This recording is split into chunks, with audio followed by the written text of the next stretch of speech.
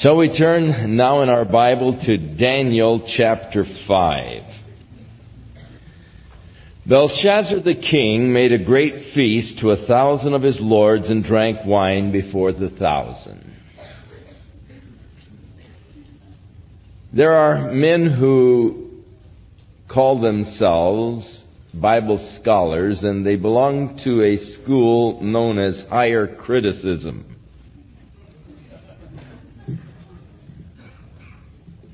And for years, these men declared that the book of Daniel was not valid. And one of their reasons for this declaration was that in secular history, they had not discovered the name Belshazzar. But one of the ancient historians, Neobonus, I think it was, who gave a genealogy of Nebuchadnezzar, and there was no mention of any Belshazzar in the genealogy that he gave.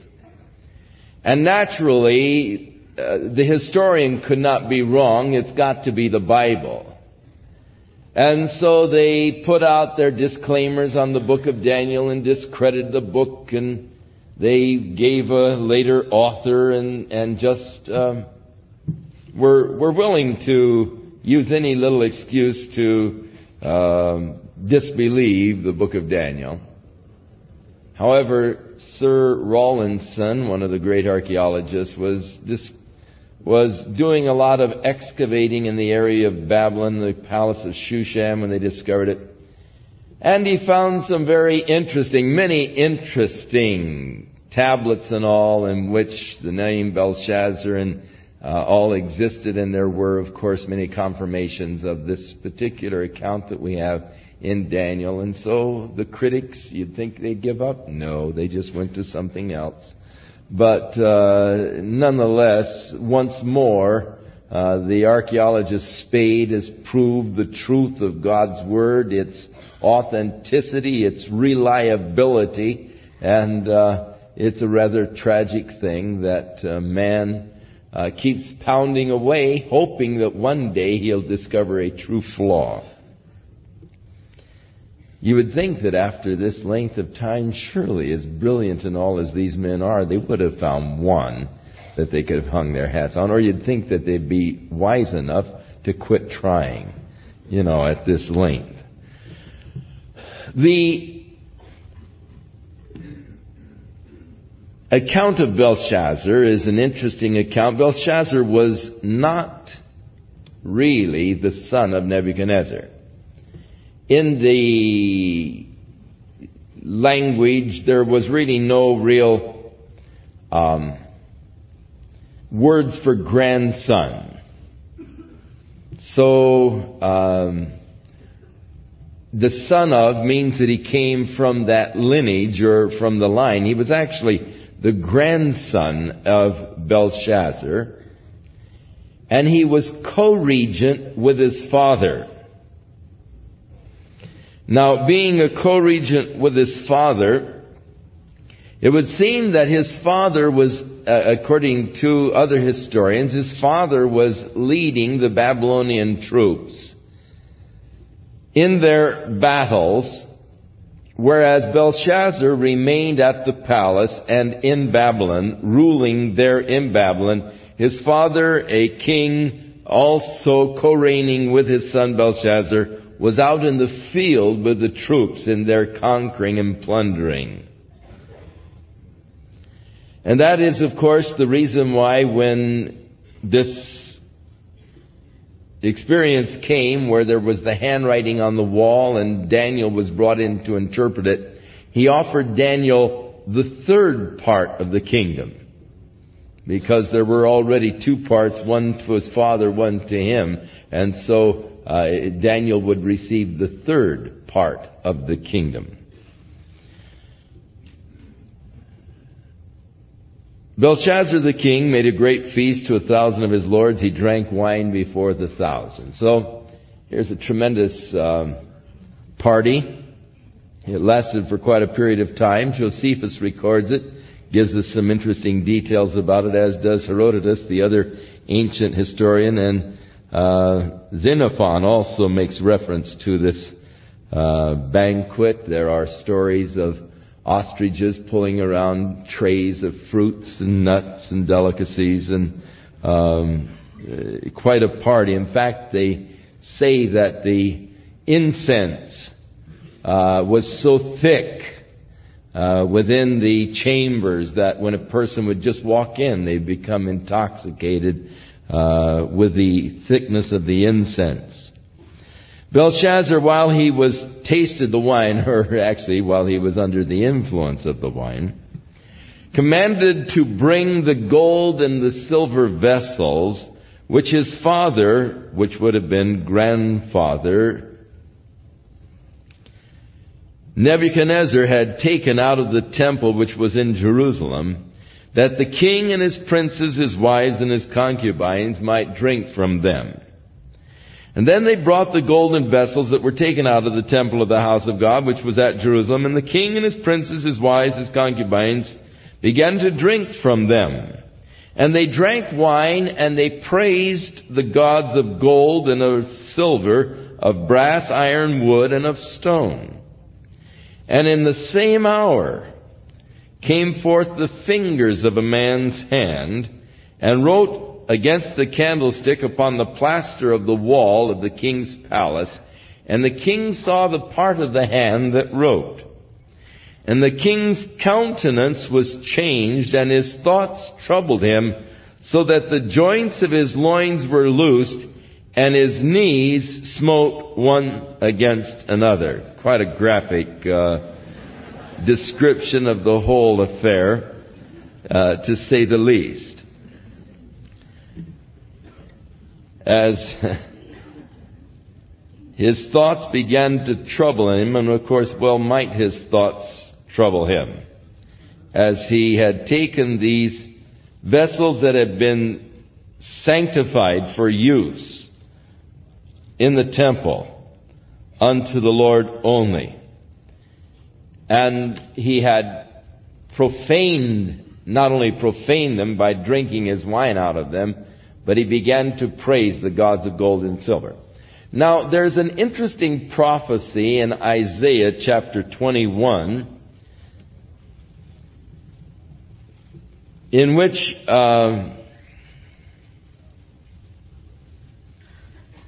in verse 2, the prophet declares, "Go up, O Elam, besiege, O Media," or the Medes, "all the sighing thereof have I made to cease. Therefore are my loins filled with pain. Pangs have taken hold upon me as the pangs of a woman that travails. I was bowed down at the hearing of it. I was dismayed at the seeing of it. My heart panted. Fearfulness affrighted me. The night of my pleasure hath he turned into fear unto me." And he speaks then, of course, Babylon is fallen. All the graven image of her God are broken to the ground in verse 9. So it's a prophecy against Babylon, speaking of the fall of Babylon, and surely seems to describe a couple of 100 years before the event.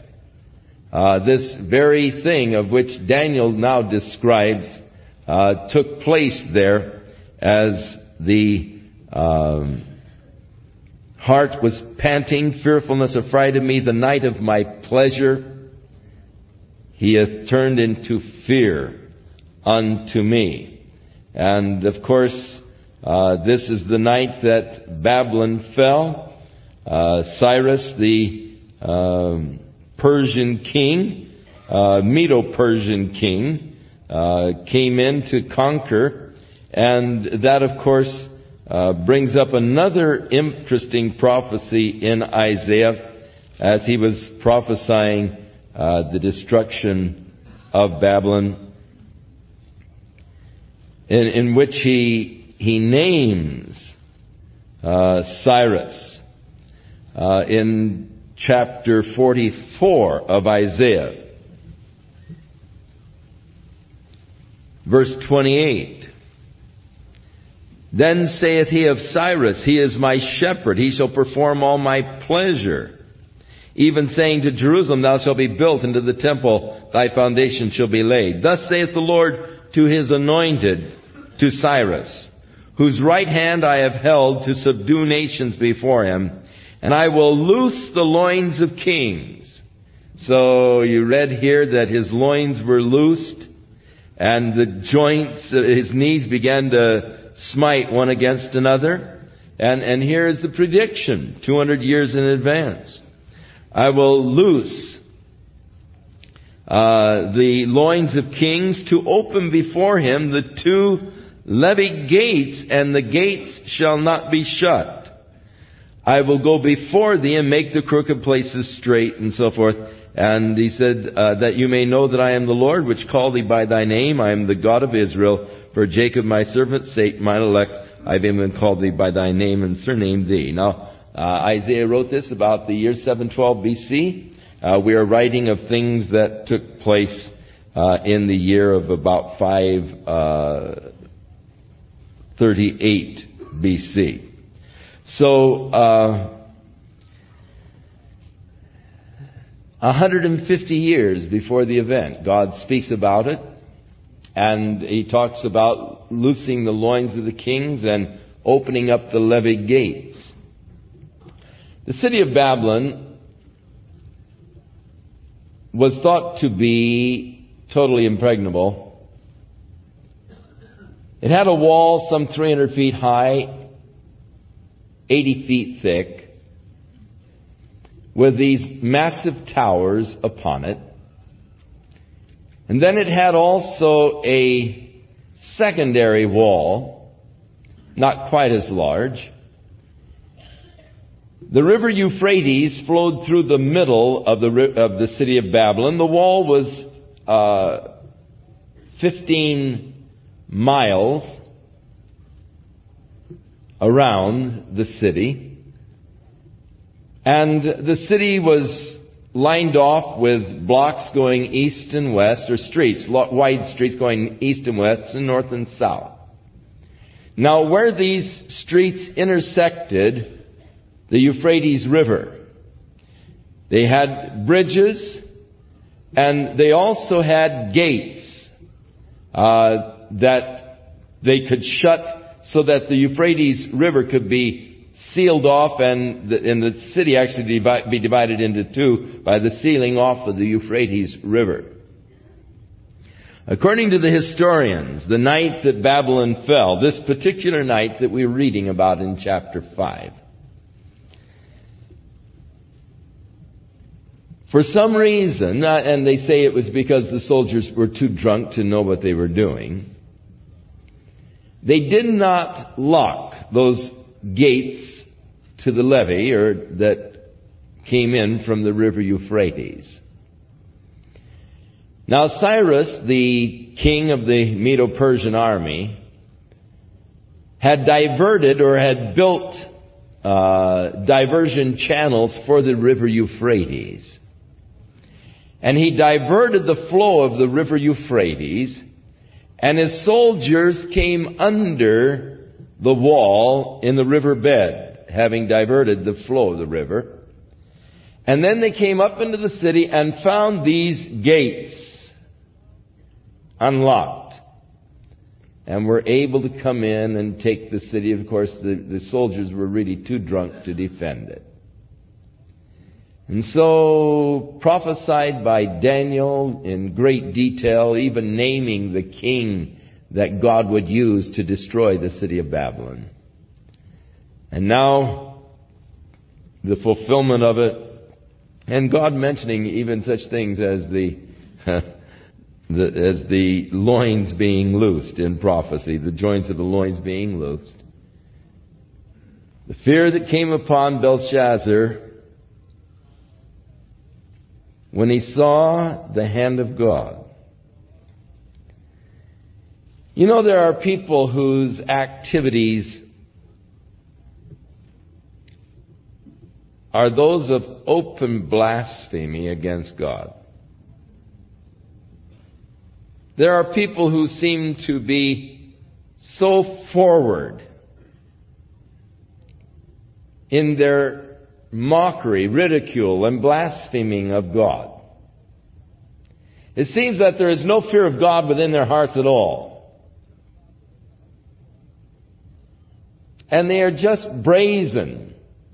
Imagine this man calling for the gold and silver vessels that have been sanctified for use in the temple of God, and now drinking his wine out of these vessels as he praises gods of gold and silver. But suddenly he saw the hand of God, and this king who seemed to be so brazen and so blasphemous is suddenly shaking like a leaf. And there are people today who seem to be so brazen and blasphemous in their activities, but once they see the hand of God beginning to come in judgment,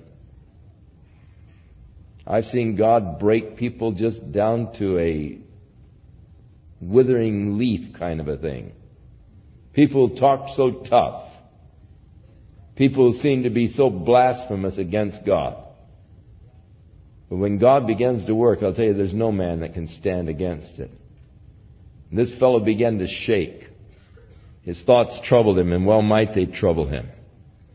And the king cried aloud to bring in the astrologers, the Chaldeans, the soothsayers. And the king spoke and said to the wise men of Babylon, "Whosoever shall read this writing and show me the interpretation thereof shall be clothed with scarlet and have a chain of gold about his neck, and shall be the third ruler in the kingdom."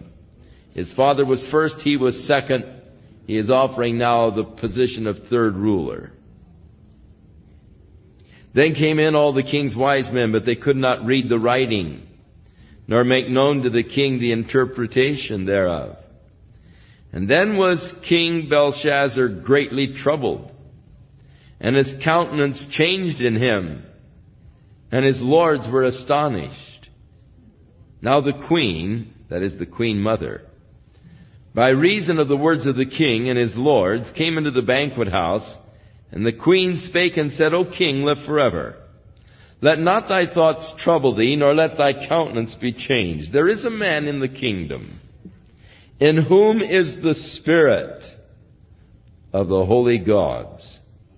And in the days of your father, light and understanding and wisdom, like the wisdom of the gods, was found in him, whom the king Nebuchadnezzar thy father, the king, I say, thy father, made the master of the magicians and the astrologers and the Chaldeans and the soothsayers. For as much as an excellent spirit and knowledge and understanding, the interpreting of dreams and the showing of hard sentences and the dissolving of doubts were found in the same Daniel, whom the king named Belteshazzar. Now let Daniel be called, and he will show you the interpretation."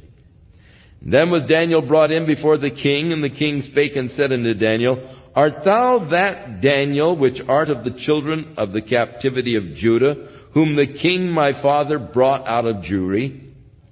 I have even heard of thee that the Spirit of gods is in thee, and that light and understanding and excellent wisdom is found in thee.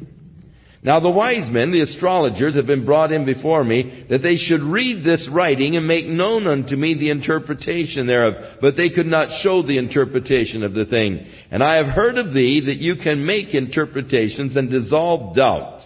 Now if you can read the writing and make known to me the interpretation, you will be clothed with scarlet, you'll have a chain of gold about your neck, you'll be the third ruler in the kingdom." Interesting reputation that Daniel possesses. In him dwells the Spirit of the holy gods. A man of excellent wisdom, understanding.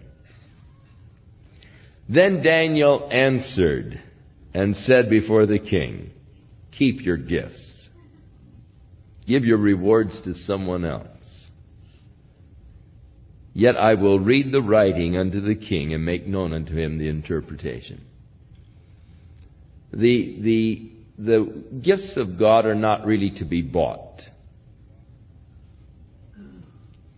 It is really wrong for a man to receive hire or to be hired to do the work of God in that sense. Jesus spoke about the hirelings.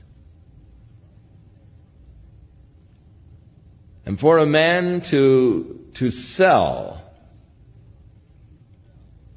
these God-given capacities would be a wrong thing. It would be the prostituting of the gifts and the works of God. That is why Daniel said, keep your gifts, give them to someone else. I don't need them. I'll tell you what it says. I'll interpret it for you. But before he interprets it, he's going to give the king a little message.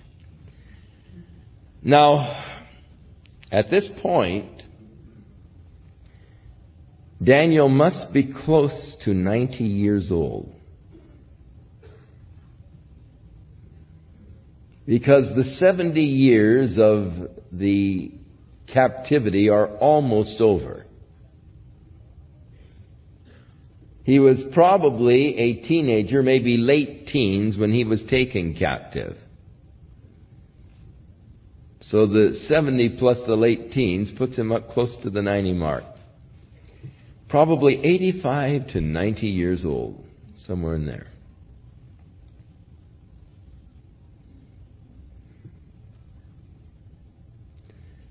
And he takes now this opportunity to preach a stern message to this young king. O thou king, the Most High God gave to Nebuchadnezzar, your father, a kingdom and majesty and glory and honor. And for the majesty that he gave him, all of the people, nations, and languages trembled and feared before him. And whom he would, he slew. The absolute authority that Nebuchadnezzar possessed. Whom he would, he kept alive. Whom he would, he set up, and whom he would, he put down. But when his heart was lifted up, and his mind was hardened by pride, he was deposed from his kingly throne, and they took his glory from him. They took it. These watchers from heaven. And he was driven from the sons of men, and his heart was made like the beast, and he was dwelling with the wild asses, and they fed him with grass like the oxen. And his body was wet with the dew of heaven, till he knew that the Most High God ruled in the kingdom of men, and that he appointeth over it whomsoever he will. And thou his son, O Belshazzar, you have not humbled your heart, though you knew all of this. Now, Belshazzar was well aware of the things that happened to his grandfather. The madness that he experienced until the 7 seasons had passed over him, and his restoration, and the proclamation that his grandfather made upon restoration, that there is no God in all the earth like the God of Daniel, who is able to set up those whom he would and bring down those whom he would, and sets in authority those whom he will. Belshazzar knew all of this. And Daniel is reminding him that you are sinning against the knowledge that you have. You know better. But you have lifted up yourself against the Lord of heaven. And they have brought the vessels of his house before thee. And you and your lords, your wives, your concubines have drunk the wine in them. And you have praised the gods of silver, gold, brass, iron, wood, and stone, which see not, nor hear, nor know. And the God in whose hand thy breath is, and in whose all of thy ways hast thou not glorified. Now, here was the man's sin. He was praising these gods of wood, stone, gold, brass, silver. The gods that they had made with their own hands. Gods that could not see, gods that could not hear. Insensate little idols. Gods that knew nothing. He was praising them, yet blaspheming the God in whose hand his very breath was. That, of course, is an interesting statement. The God in whose hand thy very breath is.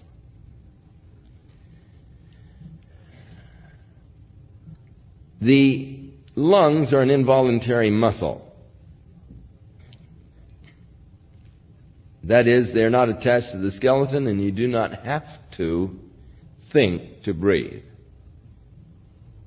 It's something that is done automatically. Now, there are some people, very, very few, that are afflicted with an extremely rare disease, and that is they have to think to breathe. And it's a very tragic thing because they sleep very fitfully. Actually, they've monitored them during their sleep, and they sleep for about 30 seconds, and then they wake up and take a breath, and then sleep for another 30 seconds, and it's a very frightening kind of a thing, because they do not breathe except by the control of the mind. They have to think to breathe. But you don't. You can be thankful for that. God controls the breath. It's interesting, God controls the heart, the heartbeat. God controls those things that are vital to your life, God controls. He lets you control other things, other muscles of your body. But those that involve life, God put on this, what we call the involuntary system. That is, they don't take the mind to control them. You don't have to think to make your heart beat. It's something that is done automatically for your lungs to work, for your kidneys to function, things of this nature. Those things upon which your life depends, God doesn't leave with something as feeble as your mind to control. The God in whose hand your very breath is, your stinking breath. Wine. Have you ever smelled a wino's breath? Sour. Yet the God in whose hand your very breath is. Paul the Apostle, in talking about God to the philosophers on Mars Hill, said, I want to declare to you, I want to talk to you about the unknown God. For in Him we live, and we move, and we have our being. God is much closer to people than they realize. But we need to become more conscious of the all-prevailing and pervading presence of God. As David said, where can I flee from your presence? If I ascend into heaven, thou art there. If I descend into hell, thou art there. If I take the wings and I flee to the uttermost parts of the earth, even there you surround me. He was conscious of the presence of God wherever he might be. One of the fallacies of the people have always been that of localizing God. And so they had gods of the cities, and they thought that this God dwelt in this city, another God dwells in the next city. Or God is being put in an idol, and the worshiping of an idol, it's the localizing of God. He's there. Let's go and visit our God. It's always wrong to localize God. God cannot be localized. He isn't confined to one area. Now, we, even in church, many times fall into this same kind of a fallacy of localizing God in church. And so often we'll hear prayers being offered. Oh, Lord, we're so thankful to have this opportunity to come into your presence this morning and sit here before you. As though we weren't in the presence of God when we woke up. We weren't in the presence of God as we were driving here, but at last we've arrived and we come into the presence. Oh, let's be quiet now. Let's look sober now, or let's not joke now, or,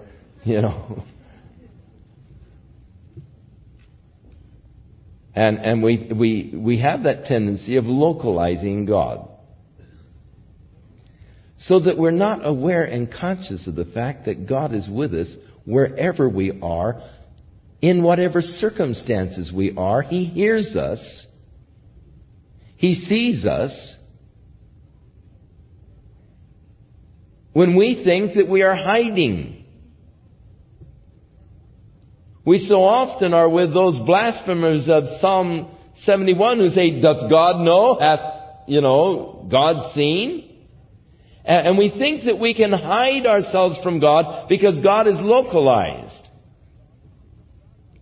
And so if I do my evil down the street, God won't know it. I just don't do my evil when I get in church. But not so. God is not localized. The very God in whose hand thy breath is. Now, gods who had no breath, gods who could not see, the little insensate gods, they were glorifying and praising them. But the God who controlled their breath, they did not glorify. And for this reason, that part of the hand was sent from him, and this writing was written. And this is the writing that was written, mene, mene, tekel upharsin. And this is the interpretation. Meaning, God hath numbered thy kingdom and finished it. You've had it. Tekel. Thou art weighed in the balances, and you've come up short. Peres. Thy kingdom is divided and will be given to the Medes and the Persians. What an awesome declaration from God.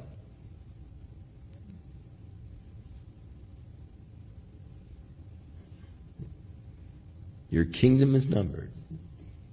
It's finished. You've been weighed in the balances. You've come up short. Your kingdom is going to be taken from you and divided. The Medes and the Persians. Then commanded Belshazzar, and they clothed Daniel with scarlet. They put a chain of gold about his neck. They made a proclamation concerning him that he should be the third ruler in the kingdom for the next few hours. In that night was Belshazzar, the king of the Chaldeans, slain. And Darius the Mede took the kingdom, being about 62 years old. Now it pleased Darius to set over the kingdom 120 princes, which should be over the whole kingdom, now that the Medo-Persian Empire has conquered over the Babylonian Empire. Darius, who was co-reigning with Cyrus, set over the kingdom 120 princes, and there were 3 presidents, of whom Daniel was the first, that the princes might give accounts unto them, and the king should have no damage. So Daniel immediately moved into a position of extremely high authority within this Medo-Persian Empire, being made one of the 3 presidents and the head over them. Then this Daniel was preferred above the presidents and princes because an excellent spirit was in him, and the king thought to set him over the entire realm. But then the other presidents and the princes sought to find an occasion against Daniel concerning the kingdom, but they could find no occasions nor faults, for as much as he was faithful, neither was there any error or fault found in him. Then said these men, we will not find any occasion against this Daniel, except we find it against him concerning the law of his God. This guy is just too good. We're never going to be able to trip him up unless it be with the law of his God. Then these presidents and princes assembled together to the king and said unto him, King Darius, live forever. All of the presidents of the kingdom, and the governors and the princes and the counselors and the captains have consulted together to establish a royal statute and to make a firm decree that whosoever shall ask a petition of any god or man for 30 days, except from you, O king, he shall be cast into the den of lions. This, of course, would be A guy would have to be stupid to make this kind of a proclamation. No one can ask anybody for anything for 30 days except me. Now, they were, of course, playing up to his pride. And flattery, you're so great and all. The people need to know how great you are. So to demonstrate this, let's make this proclamation that throughout the entire kingdom, no one can pray to any god or ask anybody for anything except you, so that they'll know, how great you are and all. Now, O king, establish the decree. Sign the writing. They have made this proclamation. Brought it into him. Now sign it.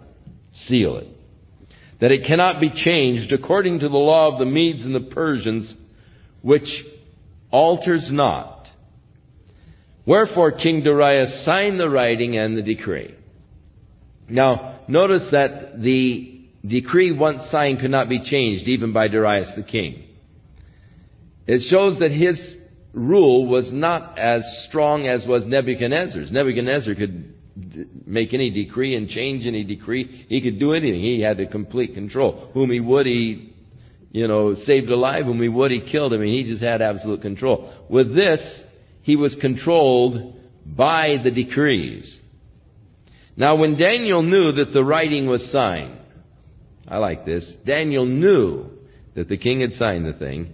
He went into his house, and his windows being open in his chamber toward Jerusalem, he kneeled upon his knees 3 times a day and prayed and gave thanks before his God, as he was accustomed to do. And these men, being assembled, found Daniel praying and making supplication before his God. Now, in the book of 2 Chronicles, when Solomon had dedicated the temple that he had built unto the Lord, Solomon prayed a beautiful prayer at the dedication. And in a part of the prayer of Solomon, he said, "O Lord, if these people turn their back against thee, and they begin to worship and serve other gods, and they be taken captive by their enemies, if they shall turn toward this place and pray unto thee, then hear thou from thy holy place in heaven, and answer their prayer, and deliver them from their captivity." And we remember God responded to this prayer of Solomon by saying, "If my people which are called by my name will humble themselves and pray and seek my face and turn from their wicked ways, then will I hear from heaven and heal their nation," and so forth. So that Daniel was taken captive. But even as Solomon prayed, "Lord, if they turn toward this place and pray," and so he was turning towards the holy place in the temple. Now, that is why the Jews today go to the Western Wall and pray facing the Western Wall. Because on the other side of the Western Wall, somewhere, the Holy of Holies once stood in Solomon's temple. And so they are praying toward that place. Solomon said, "This place that I built unto thee, the heavens of heavens can't contain you, much less this house that I've built. But, oh God, we pray that this will be the place where the people can meet you. And if they turn toward this place and pray and call upon thee." And so Daniel was turning towards Jerusalem. And 3 times a day during the 70 years that Daniel was in a captive in Babylon, it was his custom to just turn toward this place and pray unto God for the people, for the nation. What a beautiful man Daniel must be. What a privilege it will be to go up and shake his hand. Get acquainted with this fellow. He's one of the top on my list of fellows that I want to meet when I get to heaven. I really admire Daniel. Courage of this man. Knowing the king had signed it, he went, as was his custom, left his windows open. He didn't bother, hide anything. Prayed unto God. And then they came near, and they spake to the king concerning the king's decree. Have you not signed a decree that every man that ask a petition of any god or man within 30 days, except from you, O king, shall be cast into the den of lions? The king answered and said, the thing is true, according to the law of the Medes and the Persians, which cannot be altered. And then answered they and said before the king, Daniel, which is of the children of captivity of Judah, does not regard you, O king, nor the decree that you have signed, but he makes his petition 3 times a day. Then the king, when he heard these words, was very displeased with himself. And he set his heart on Daniel to deliver him. And he labored until the going down of the sun. And then these men assembled unto the king and said unto the king, Know, O king, that the law of the Medes and the Persians is that no decree or statute which the king established may be changed. Then the king commanded, and they brought Daniel and cast him into the den of lions. And now the king spake unto him and said unto Daniel, Thy God, whom you serve continually, he will deliver you. Imagine this Darius, the king of the Medes, comforting Daniel. Now don't worry, Daniel. I've got to do this, I was a fool. But the God that you serve, he will deliver you. He sounds like the 3 Hebrew children. The God that we serve, he is able to deliver us from your burning fiery furnace. And he will deliver us from your hand. And if he doesn't, we're still not going to bow. So a stone was brought and laid upon the mouth of the den, and the king sealed it with his own signet and the signet of his lords, to the purpose that it might not be changed concerning Daniel.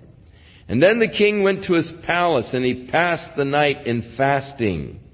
Neither did they bring the instruments of music before him, and his sleep had gone from him.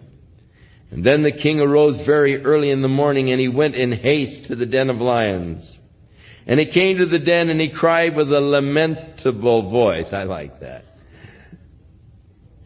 Half hoping, wondering, a lamentable voice unto Daniel. And the king spake and said to Daniel, O Daniel, servant of the living God, is thy God whom you serve continually able to deliver you from the lions?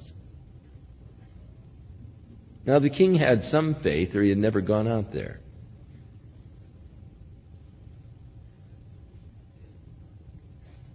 Crying unto Daniel, the question, he said to him the night before, don't worry, Daniel, your God is able to deliver you. But he had a question in his mind.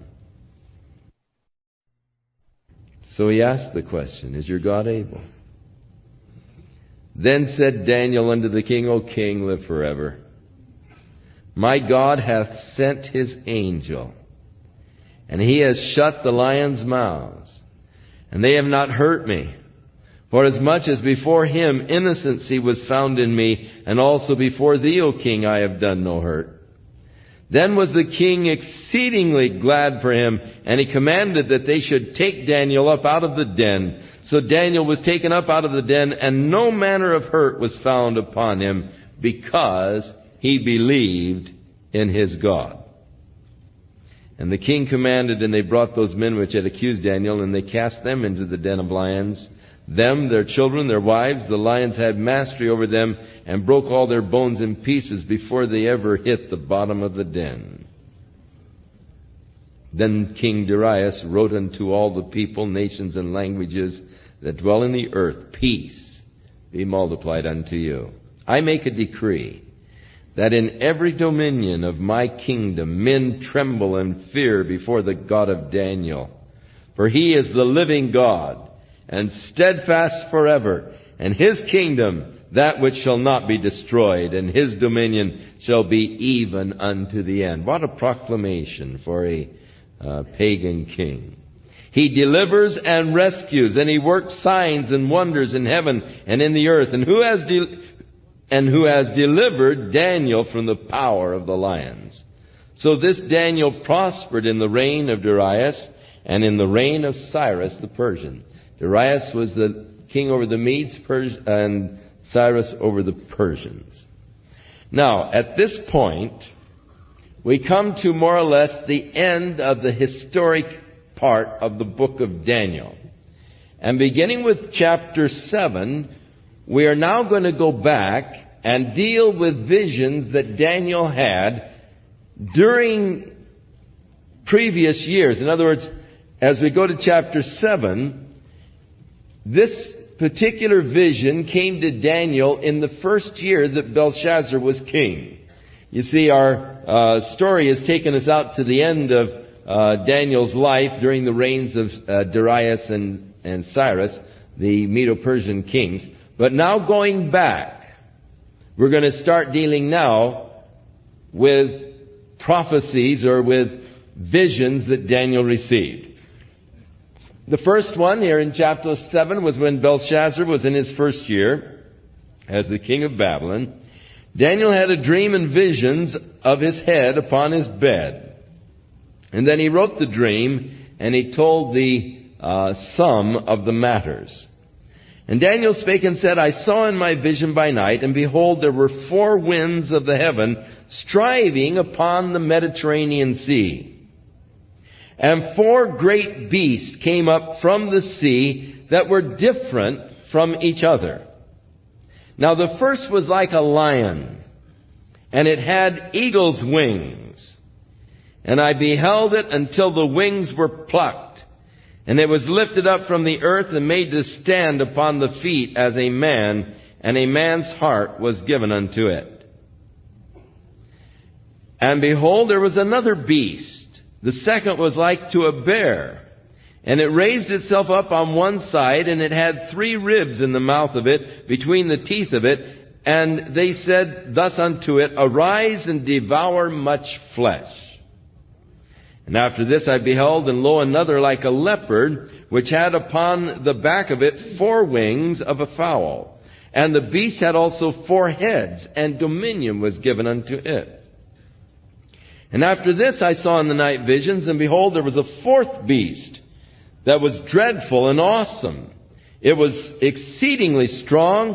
It had great iron teeth. It devoured and broke in pieces and stamped the residue with the feet of it. And it was different from all the beasts that were before it, and it had 10 horns. Now, as we read of these 4 beasts, we immediately see their correlation with the dream that Nebuchadnezzar had that was interpreted by Daniel. As Nebuchadnezzar had a vision of those world governing empires, or those governments that would govern over the world. Nebuchadnezzar's dream, he saw them as an image of a man, with the head of gold, the chest of silver, stomach of brass, legs of iron, and the feet of iron and clay with the 10 toes. And of course he watched it until this rock came, not cut with hands, that hit the image in its feet, and the whole image crumbled, and the rock grew into a mountain that covered the earth. Now we have a parallel vision by Daniel. Only he does not see the world governing empires as a man, but he sees them as beast. And the first lion would of course be the Babylonian Empire. It had eagle's wings that were plucked. It was lifted up from the earth, but then it was made to stand like a man. The second, like a bear, 3 ribs in its mouth, the Medo-Persian Empire. The third, the leopard, would be the Grecian Empire under Alexander the Great. And interesting, the 4 heads, when Alexander the Great died, the kingdom, or the Grecian Empire, did not pass on, because Alexander the Great did not have any children, did not pass on in a dynasty, but actually was divided into 4 separate heads, And 4 of his generals began to rule, one in Syria, one in Egypt, one in Asia Minor, and the other in Greece. And so the dividing into the 4 heads. But finally, this last beast, the Roman Empire, is just an awesome beast of which there is no correlation. You can't say it's a lion or a bear. It's just an awesome, fearful looking kind of a beast, such as does not exist in reality. It has 10 horns. And of course, we are reminded of the 10 toes of Nebuchadnezzar's dream. So you have the 10 horns coming out of the 4th beast, the Roman Empire, even as you have the 10 toes, part iron, part clay, showing their relationship to the Roman Empire. So you have parallel visions here, as God is again revealing the 4 world-dominating empires. But now we're going to receive some other interesting enlightenment that did not come in Nebuchadnezzar's dream. Now I considered the horns, that is the 10 horns of this final beast. And behold, there came up among them another little horn, before whom there were 3 of the first horns plucked up by the roots. And behold, in this horn were eyes like the eyes of a man, and a mouth speaking great things. So, there is to be a federation of nations in the last days. Nations that were related to the Roman Empire. 10 of them together, equaling the 10 toes or the 10 horns. Now, in the European community, we do see today 10 nations that were related to the Roman Empire that have federated themselves together. So it is quite possible that what you see today in the European community is actually the beginning of the fulfillment of these prophecies of Daniel. If God doesn't use this alignment, He's missing a good opportunity. I believe that it is much more than coincidence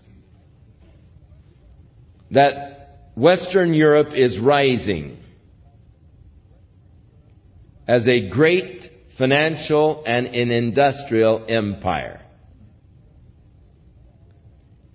And surely there are all the qualifications necessary to fulfill this vision of Daniel.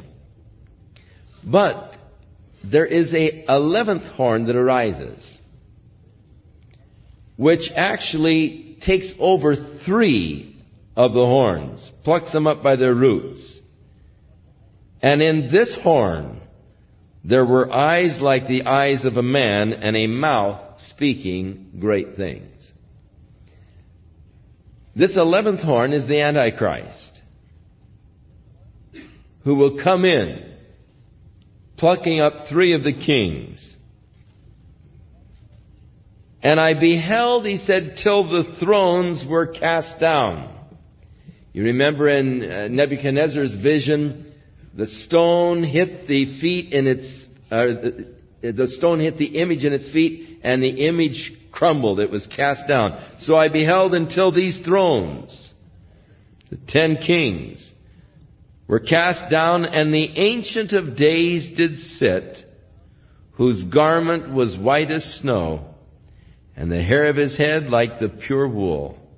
His throne was like a fiery flame, and his wheels as burning fire. And a fiery stream issued and came forth from before him, and thousands ministered unto him, and 10,000 times 10,000 stood before him. And the judgment was set, and the books were opened.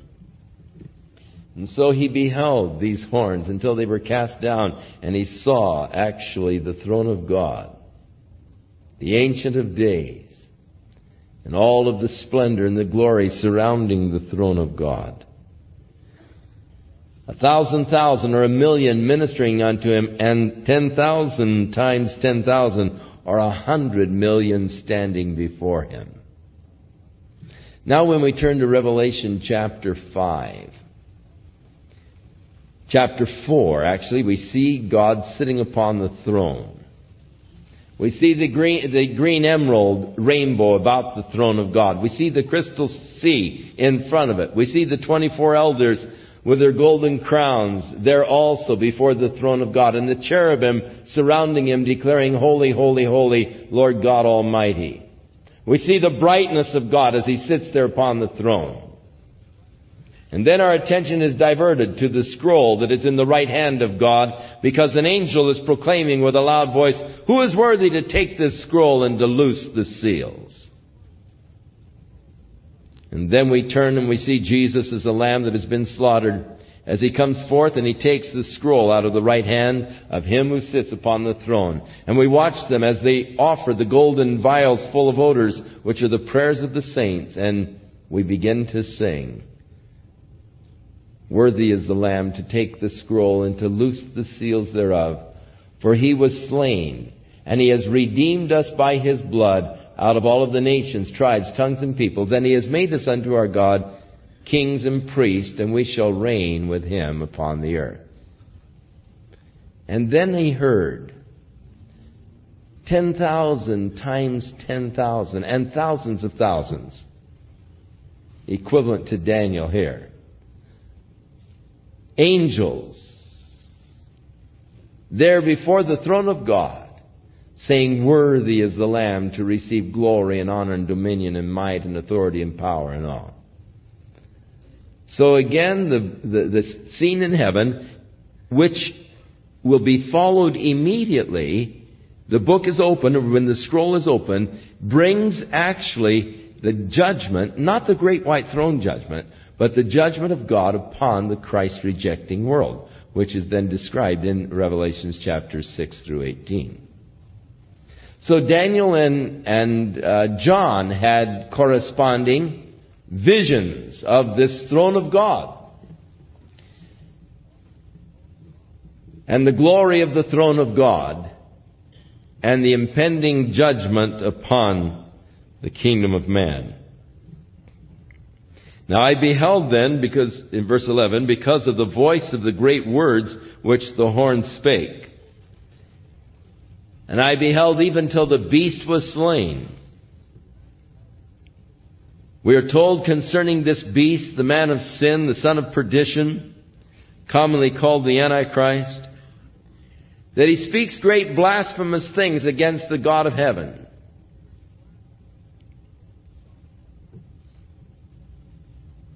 And that he finally declares that he himself is God and demands to be worshipped as God.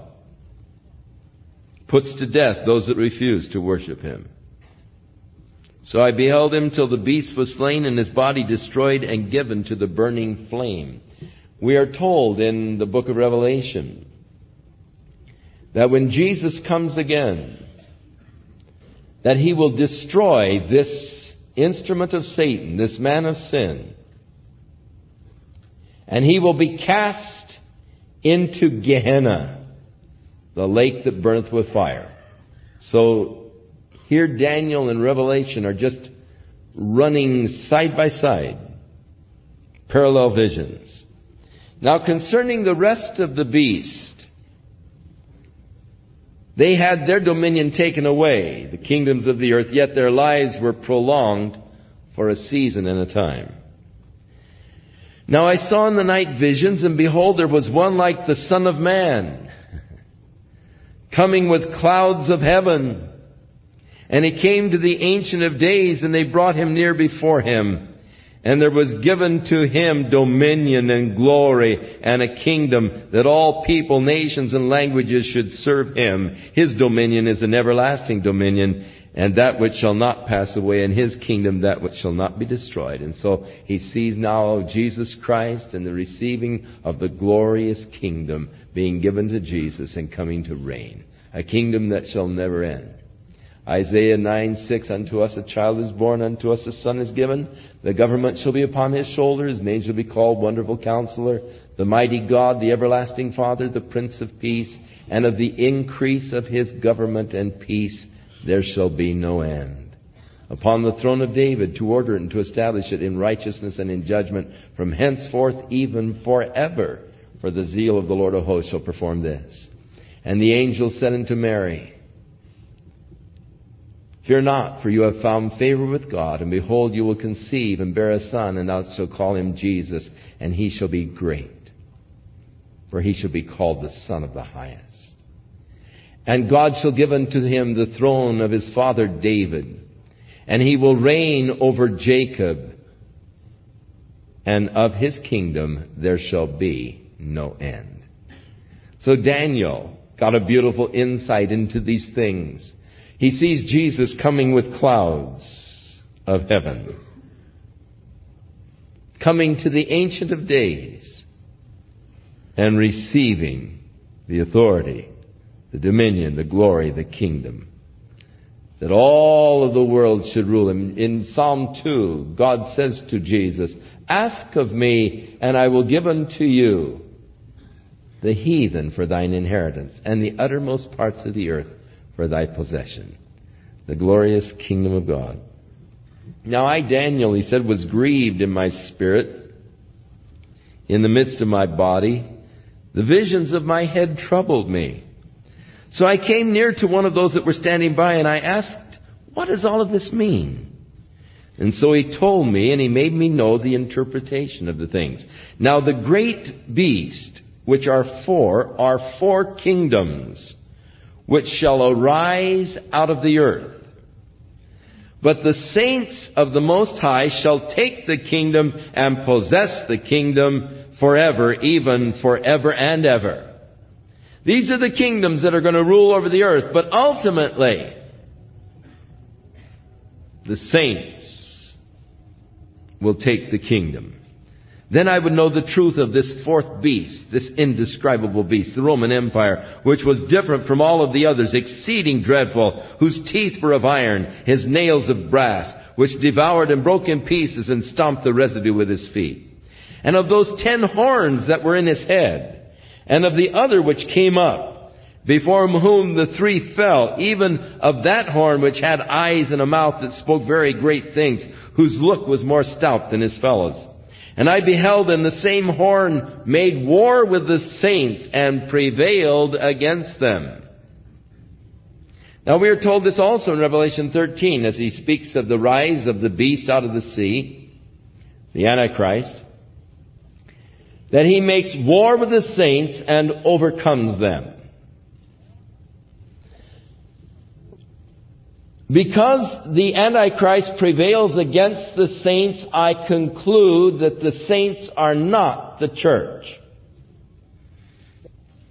For we have the promise of Jesus Christ made in Caesarea Philippi to his disciples. When Peter said, Thou art the Christ, the Son of the living God, Jesus said, Upon this rock I will build my church, and the gates of hell shall not prevail against it. There's no way the Antichrist or the gates of hell or Satan can prevail against the church of Jesus Christ. So by virtue of the fact that the Antichrist is prevailing against the saints, they could not be the church, but will be redeemed Israel in the tribulation period. And he will make war against Israel. He comes to Jerusalem and he makes war against the remnant of the woman's seed or of Israel. But they are not church or the church. Daniel did not see the church in his prophecies. He was making war against the saints, prevailing against them until the Ancient of Days came and judgment was given to the saints of the Most High. And the time came that the saints possessed the kingdom. Now, you remember Paul rebuked the Corinthians, those in the church in Corinth. He said, What are you doing taking your brother to a pagan judge? Suing them before the courts of the land. You ought to be settling these things in the church. Don't you know the saints are going to judge the world? And so judgment is given to the saints. We will be judging the world one day. Interesting. That's one thing I never wanted to be. Maybe I can just get a job picking up coconuts on the beach in Hawaii.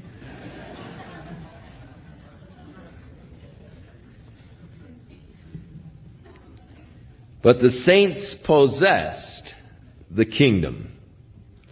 Thus he said, the fourth beast shall be the fourth kingdom upon the earth, or the Roman Empire, which will be different from all of the kingdoms and will devour the whole earth and tread it down and break it in pieces. And the 10 horns out of this kingdom are 10 kings that shall arise. And another shall rise after them, and he shall be diverse from the first, and he will subdue 3 kings. And he shall speak great words against the Most High, and will wear out the saints of the Most High, and he will think to change the times and the laws. And they shall be given into his hand until a times, and the dividing of a time, or for a 3.5-year period. Will he rule, coming to Jerusalem, and beginning to make war against Israel. During the first 3.5 years of his reign, he'll make a treaty with Israel. We'll get this next week in Daniel chapter 9. But then he will break this treaty, which will start the beginning of the end and the countdown, the last days until the return of Jesus Christ. But he is given power to rule over these saints, the redeemed Israel, for 3.5 years. But the judgment shall sit, and they shall take away his dominion to consume and destroy it unto the end. And the kingdom and dominion and the greatness of the kingdom under the whole heaven shall be given to the people of the saints of the Most High, whose kingdom is an everlasting kingdom, and all dominions shall serve and obey him. Hitherto is the end of the matters, but as for me, Daniel, my cogitations much troubled me, and my countenance changed in me, but I kept the matter in my heart. Now, 2 years later, in the 3rd year of the reign of King Belshazzar, a vision appeared unto me, even as unto me Daniel, after that which appeared unto me at the first. A similar type of a vision. But in this vision, it came to pass, and I saw that I was in the Shushan, in the palace, which is in the province of Elam, and I saw in a vision, and I was by the river of Ulai. And then I lifted up my eyes, and I saw, and behold, there stood before a river a ram that had 2 horns. And the 2 horns were high, but one was higher than the other, and the higher came up last. The Medo-Persian Empire represented by the 2 horns, the Persian Empire being the higher, coming up last, and was more powerful than the Median Empire. And I saw the ram, that is the Medo-Persian Empire, as it was pushing westward and northward, southward, so that no beast might stand before him. Neither was there any that could deliver out of his hand. And he did according to his will and became great. And as I was considering, behold, a he-goat came from the west on the face of the whole earth, touched not the ground. And the goat had a notable horn between his eyes. So he was watching this ram, the Medo-Persian Empire, as it was conquering. But suddenly, there comes this goat out of the west, Greece, with a notable horn, Alexander the Great, and conquering so rapidly that the feet weren't touching the ground. You read of the conquest of Alexander the Great, and it's amazing how rapidly he was able to conquer the known world at that time.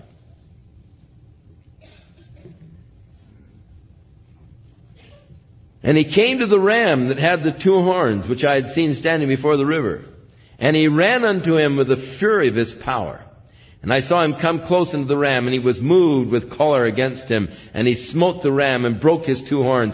And there was no power in the ram to stand before him. But he cast him down to the ground and stomped on him. And there was none that could deliver the ram out of his hand. Therefore the he-goat waxed very great and was strong. And the great horn was broken. And from it there came up 4 notable ones toward the 4 winds of heaven. A graphic prophecy. Fabulous, interesting prophecy. How could Daniel know this except by the inspiration of the Holy Spirit? That the great horn, Alexander, would be broken in his youth, 32 years old when he died. And the Grecian Empire passed on to the four generals: Syria, Antiochus Epiphanes, and then, of course, out of Egypt, Asia Minor, and Greece. And out of one of them came forth a little horn, Antiochus Epiphanes, who waxed exceeding great toward the south, and toward the east, and toward the pleasant land. Antiochus Epiphanes, who moved against Egypt, down towards the south.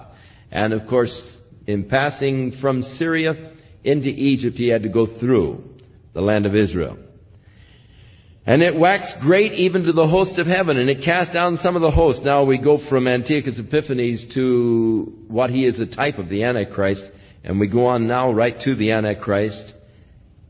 And it waxed great even to the host of heaven, and it cast down some of the host of the stars to the ground, and stomped upon them.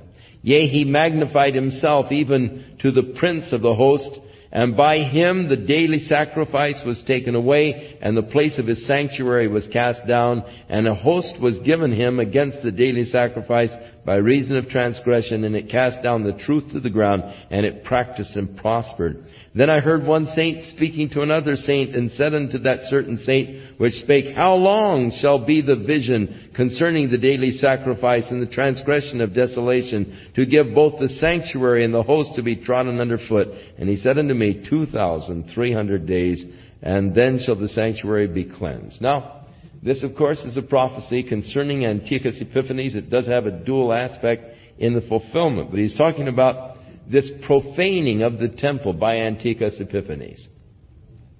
When he came to Jerusalem to show his utter disregard for God and for their beliefs, he sacrificed a pig upon the holy altar there in Jerusalem. And he sought to turn the temple into a pagan temple. This created such a feeling of incense in the Jewish zealots that Judas Maccabeus gathered together a group of men, and against insurmountable odds came to Jerusalem and defeated the Syrian army that was there.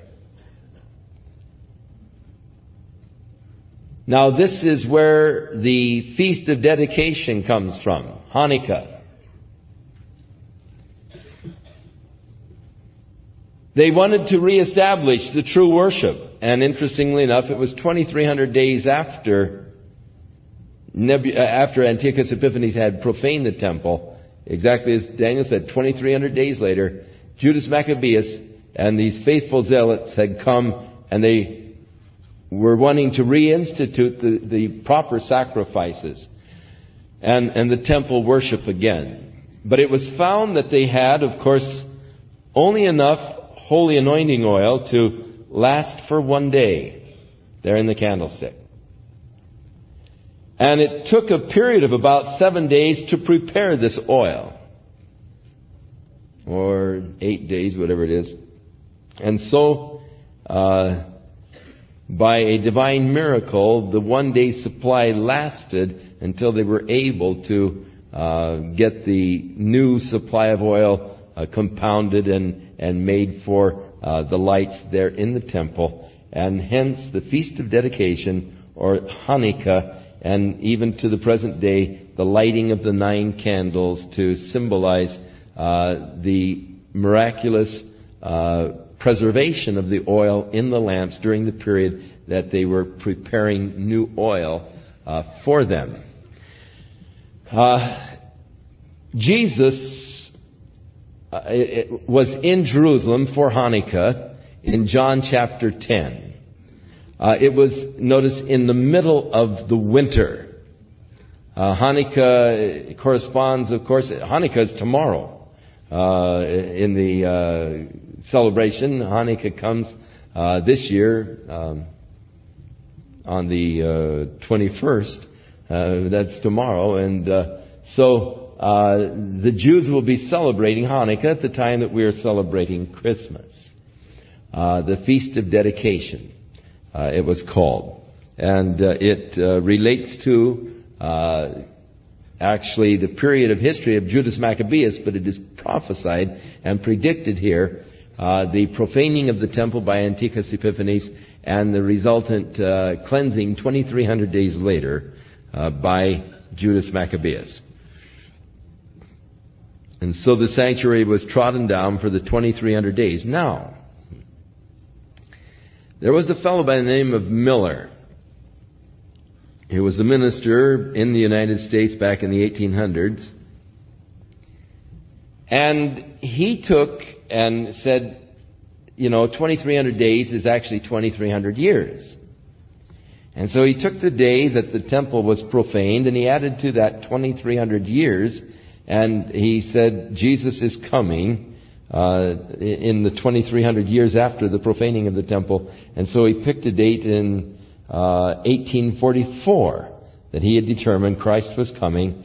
And they got white robes and they went out in the hills there in Illinois and waited for Jesus to come. After a couple of weeks, they had sold everything, sold their houses, farms, everything else, so certain the Lord would come. And of course, when the Lord didn't come, the group that were known as the Millerites sort of disbanded. But then a lady came along, Ellen G. White, and said, Jesus at this point cleansed the sanctuary in the heavens. He entered into the sanctuary and cleansed it in the heavens.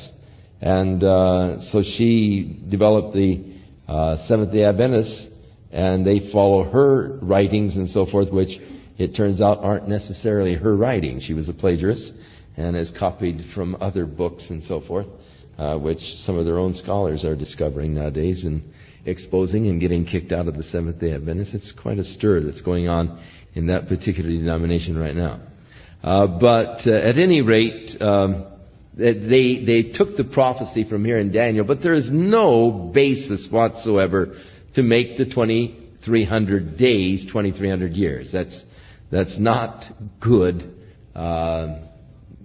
biblical interpretation or exegesis or whatever. Now, the Lord interprets the whole thing for Daniel. And it came to pass when I, Daniel, had seen the vision and sought for the meaning, then behold, there stood before me the appearance of a man. And I heard a man's voice between the banks of the Uli, which called and said, Gabriel, make this man to understand the vision. So he, that is Gabriel, came near to where I was standing.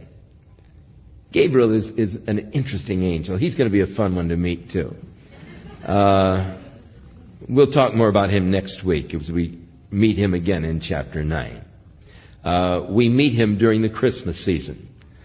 He's the one that came to Mary and told her that she was to have a child. He came to Zacharias, the priest, and let him know that his wife Elizabeth would have the child John the Baptist. He said, how can I know this? He said, I'm Gabriel. I stand in the presence of God. They got light of you, man? And so he is a very interesting angel. And here he's commanded, explain to the fellow what it's all about. So he came near where I was standing, and I was afraid, and I fell on my face. But he said unto me, understand, O Son of Man, for the time of the end shall be the vision. Now this vision is going to take you out to the time of the end. Now as he was speaking with me, I was in a deep sleep on my face toward the ground. But he touched me and set me upright. And he said, behold, I will make you to know what shall be in the last end of the indignation. For at the time appointed, the end shall be. Now the ram which you saw having two horns. We don't need to question what is the ram. For he tells us they are the kings of Media and Persia. And the rough goat is the king of Greece. And of course this is when Greece was nothing. And the great horn that is between his eyes is the first king, or Alexander the Great. That is the first king during the time of its conquering. Philip, Alexander's father, did not conquer or begin any kind of a world conquest. That would be the first king in its conquering efforts. Now that being broken, Alexander dying at 32 years, whereas 4 stood up, there will be 4 kingdoms that will come out of the nation, but not in the power of Alexander the Great, which was true and did happen. And the latter time of their kingdom, when the transgressions are come to a full, a king of fierce countenance and understanding dark sentences shall stand up. And his power shall be mighty. And this, of course, is referring now to the Antichrist, but not by his own power. We read in Revelation 13 that this beast that rises out of the sea, that Satan gives unto him his authority and his power. So this man of sin is going to arise. He's going to be tremendously powerful. But not his own power. It will be Satan's power that will be vested in him. All of the power of Satan will be given unto man. This man. His power will be mighty, but not by his own power. And he shall destroy awesomely. And shall prosper and practice. And shall destroy the mighty and the holy people. He's going to make war against Israel, ultimately. And through his policy also, he shall cause craft to prosper in his hand. He shall magnify himself in his heart. And by peace will he destroy many. He's going to come on with a program of peace. And be hailed, really, as the Savior of the world. He shall also stand up against the Prince of Princes, but he will be broken without a hand. The brightness of the coming of Jesus Christ, with the word that goes forth out of the mouth of Christ, the Antichrist will be broken and destroyed without a hand touching him. And the vision of the evening and the morning which was told is true. Wherefore, shut thou up the vision, for it shall be for many days. Just close it, because it isn't for now. It's for the future. And I, Daniel, fainted, and I was sick for certain days. And afterward I rose up, and I did the king's business. And I was astonished at the vision, but none understood it. It was all before the fact. No one understood it. He just wrote it. And of course, that's an interesting thing. Man, I don't understand it. This is weird, but this is what it was, Now we look at it and we say, wow, that's so clear. Man, that's interesting how he could write with such clarity things that did not happen, But that's because we're looking at it from this standpoint, and we can see where it was fulfilled. Whereas Daniel, Grecia, man, that little area of Grecia, what's over there, How can they ever destroy the Persian Empire? And yet, in time, it all was fulfilled. As we get into the 9th chapter of the book of Daniel, I think that it does possess really the key to the understanding of all of prophecy. If you understand the 9th chapter of the book of Daniel, the whole subject of prophecy will become very clear to you. If you're garbled on the 9th chapter of the book of prophecy, your whole prophetic picture will be garbled. The 9th chapter is the key to the understanding of the subject of prophecy. And so we'll be spending a lot of time next Sunday night in the 9th chapter, because I want you to get the key. Because if you can get this chapter, then prophecy shouldn't be a problem for you ever. Everything will fit together perfectly if you get this 9th chapter.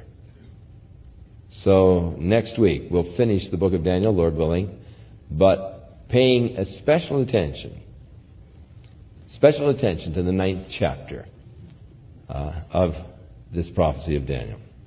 May the Lord be with you in this hectic week.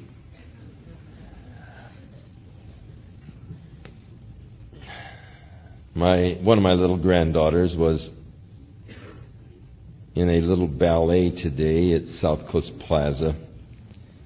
She was Rudolph the Red-Nosed Reindeer. Naturally, Grandpa had to go up and see her do her little bit. But oh my, South Coast Plaza on the Sunday before Christmas, what a zoo. Was I ever glad I wasn't there to buy anything, just to observe.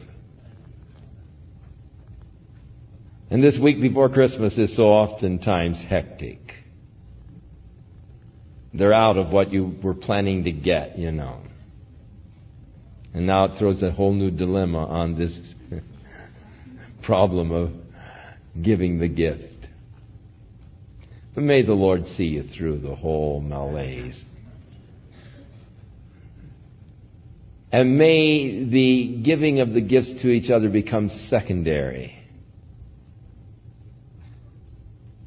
as our relationship with God is enriched and becomes more meaningful.